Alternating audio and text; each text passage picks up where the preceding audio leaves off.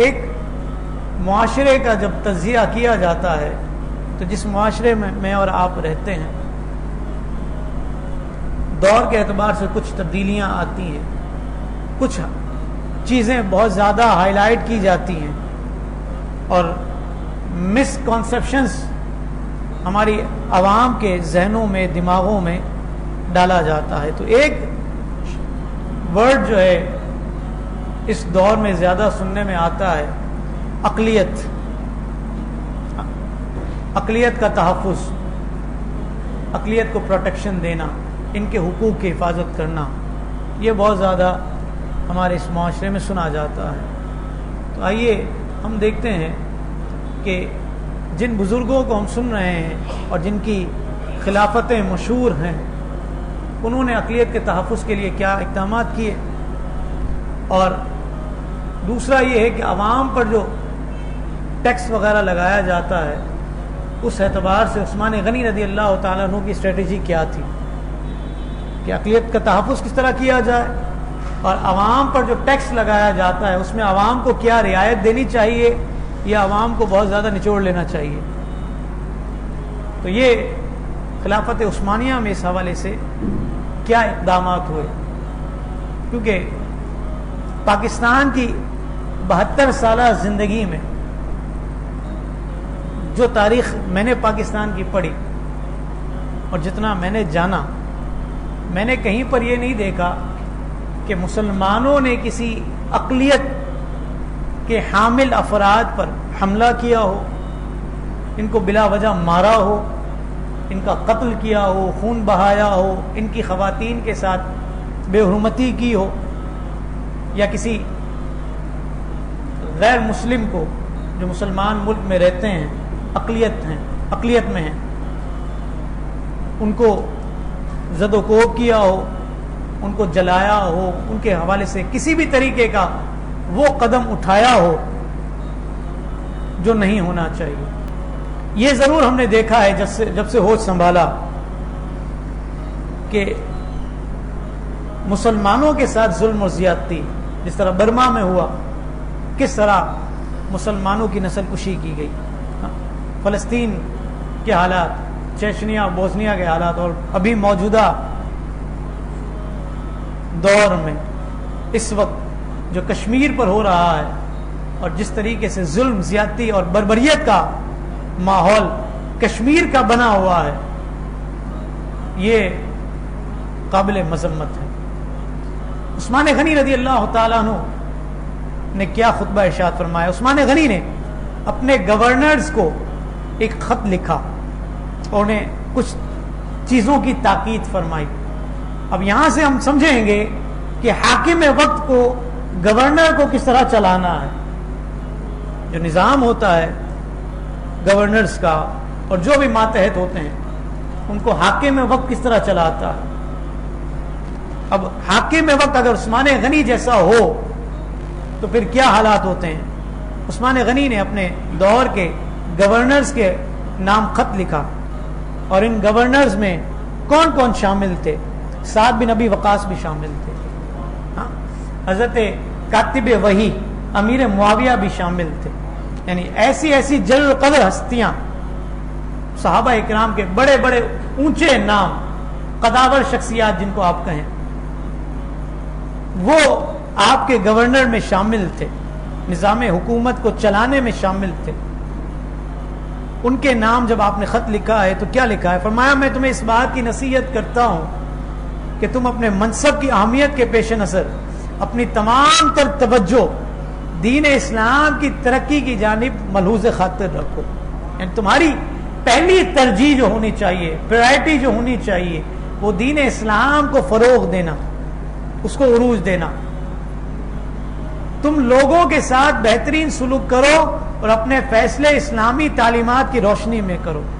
اب دیکھ لیں آج ہم جو جن حالات سے ہم گزر رہے ہیں، حاکم وقت ہو تو پھر وہ اس طرح فیصلے کرتا ہے۔ پھر کیا فرمایا عوام الناس کے ساتھ اچھا سلوک کرو اور ان پر محصولات کا زیادہ بوجھ نہ ڈالو۔ محصولات سے مراد یہ کہ ٹیکس، ان سے جو وصول کرتے ہو تم ٹیکس، اس کا بوجھ زیادہ نہ ڈالو. اور یہاں تو حال یہ ہے کہ اس ملک کا بچہ جو پیدا ہوتا ہے وہ بھی ہزاروں لاکھوں کا مقروض ہے. ہم ایک بچے کو ٹافی لے کر دیتے ہیں, اس میں بھی ٹیکس پے کرتے ہیں. ہمارے گھر کا چولہا جلتا ہے تو ٹیکس پے کیا جاتا ہے. ہم روٹی کھاتے ہیں تو ٹیکس پے کرتے ہیں. ہم کپڑا پہنتے ہیں تو ٹیکس پے کرتے ہیں. اور یہ عثمان غنی کیا فرماتے ہیں کہ عوام الناس کے ساتھ اچھا سلوک کرو اور ان پر محصولات کا زیادہ بوجھ نہ ڈالو. پھر کیا فرمایا آگے, غیر مسلم اقلیتیں ہوتی ہیں نا, اسلامی ملکوں میں رہتی ہیں, جزیہ دیتی ہیں.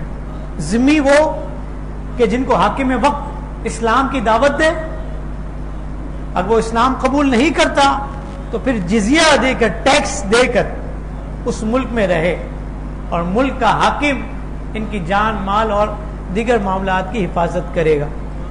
کہتے ہیں ذمیوں کے جو حقوق تم پر واجب ہیں ان کی ادائیگی میں کوتاہی نہ کرو.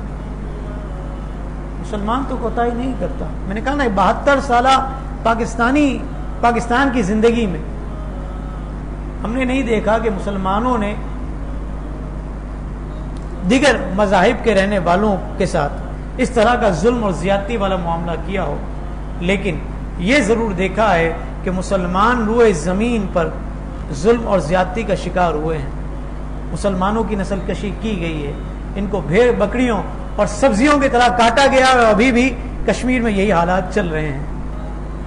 ان کے حقوق پامال نہ ہونے دینا اور عدل و انصاف کی فراہمی تمہاری اولین ترجیح ہونی چاہیے. پھر کیا فرمایا عثمان غنی نے؟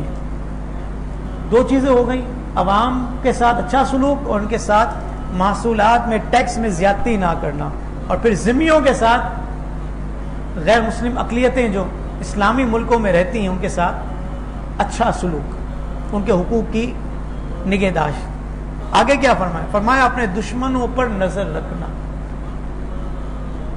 یا ایھا الذین آمنوا لا تتخذوا اليہود والنصارى اولیاء, قرآن کہتا ہے اے ایمان والو یہود و نصاروں کو اپنا دوست نہ بناؤ. یہ قرآن کہتا ہے.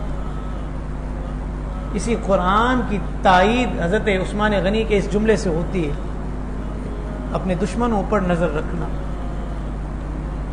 یہ دشمن تمہارے دشمن ہی ہیں, کبھی دوست نہیں ہو سکتے. اور یہ یہود و نصارہ جن سے ہم دوستیوں کی جو ہے ڈینگیں مارتے رہتے ہیں اور تعلقات بڑھاتے ہیں, یہ ہمارے کبھی بھی دوست نہ ہوئے ہیں نہ ہوں گے.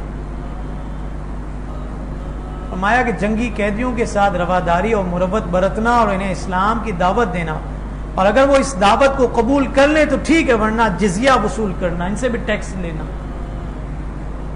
اور اگر وہ ٹیکس ادا نہیں کر سکتے تو انہیں بہترین اخلاق کے ساتھ متاثر کرنا اور ان لوگوں کو اپنا گرویدہ بنانا تاکہ وہ تمہاری اطاعت پر اپنا فرض اولین سمجھیں.